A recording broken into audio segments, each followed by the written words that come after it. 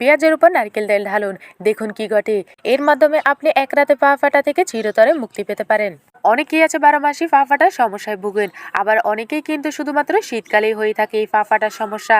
আর এই পা ফাটা থেকে মুক্তি পাবেন ঘরোয়া কিছু উপাদানের মাধ্যমে। এই রেমেডি একবার ব্যবহার করলে ফাটা ছেঁড়া রক্ত পড়া গোড়ালি খুব সহজেই জোড়া লেগে যাবে।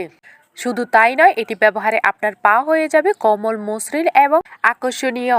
জীবনে পার্লারে গিয়ে ম্যানিকিউর পেডিকিউর কোনো কিছুই করতে হবে না। রেমেডিটি তৈরি করার জন্য আমাদের নিতে হবে একটি পেঁয়াজ। একটি লাল রঙের পেঁয়াজ এখানে নিয়ে নেবেন। আমি এখানে পেঁয়াজটিকে গ্রেট করে নিচ্ছি।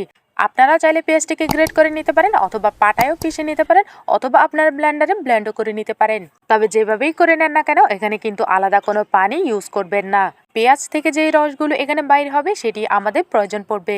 দেখুন, আমি এখানে পেঁয়াজটিকে সম্পূর্ণভাবে গ্রেট করে নিয়েছি। এবার এই পেস্টটি দিয়েই কিন্তু আমরা রেমেডিটি প্রস্তুত করব।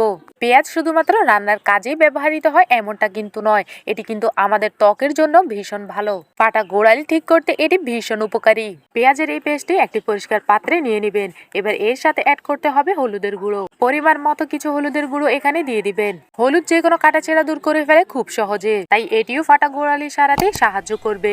এরপর নিতে হবে টুথপেস্ট। এখানে আপনারা যে কোনো ব্র্যান্ডের টুথপেস্ট নিয়ে নিতে পারেন। আমি এখানে কিছু পরিমাণ টুথপেস্ট নিয়ে নিচ্ছি।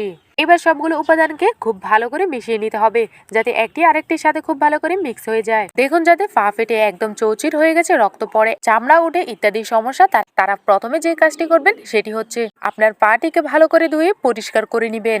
এরপর আপনার পাটা ছেঁড়া রক্ত পড়া গোড়ালিতে এটি ভালো করে মাসাজ করে লাগিয়ে নিবেন। 2 থেকে 3 মিনিট পর্যন্ত এটি আপনারা পায়ের মধ্যে মাসাজ করে নিবেন। পায়ের গোড়ালিতে ভালো করে লাগিয়ে নিবেন।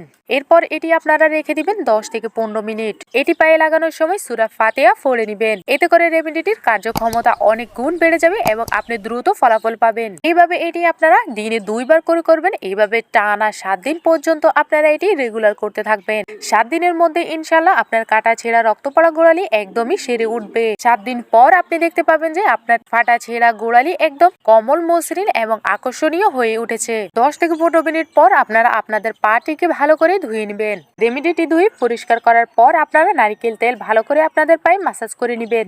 এতে করে আপনাদের পা ময়শ্চারাইজ হবে এবং আপনার পা সুন্দর থাকবে। ভিডিওটি পৃথিবীর কে কোন প্রান্ত থেকে দেখছেন কমেন্ট করে সেটি জানিয়ে দিবেন, যাতে আমি আপনাদেরকে ধন্যবাদ জানাতে পারি। এমন সব নিত্য নতুন বিউটি টিপস পেতে আমার ইউটিউব চ্যানেলটি সাবস্ক্রাইব করে এবং ফেসবুক পেজটিকে ফলো করে পাশে থাকবেন।